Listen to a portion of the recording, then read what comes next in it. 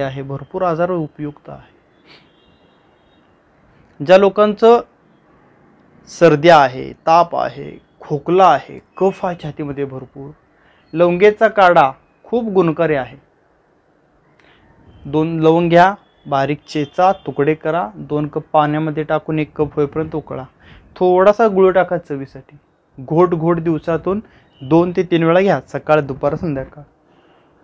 खोकला बंद होतो, कफ पूर्णपणे निघून जातो, ताप कमी होतो, सर्दी कमी होते, डोकेदुखी कमी होते.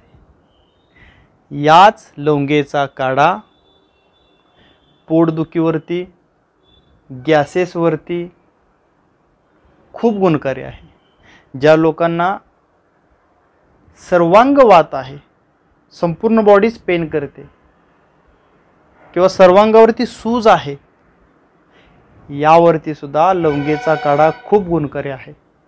लवंग काढा 2 लवंगाचा बनवायचा, दिवसातून 2 ते 3 वेळा घोट घोट प्यायचा कोमट असताना. याने संपूर्ण शरीरातील सूज कमी होते, पेन कमी होतात, गॅसेस कमी होतात.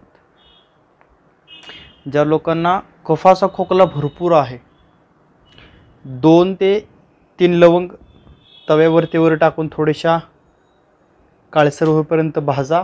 यांचं पावडर बनवायची, चूर्ण बनवायचं. हे चूर्ण 1 चमचा मधासोबत दिवसातून 2-3 वेळा चाटण करा. किती चूर्ण घ्यायचं? 1 ते 2 चिमूट चूर्ण 1 चमचा मधातून दिवसातून, सकाळ, दुपार, संध्याकाळ.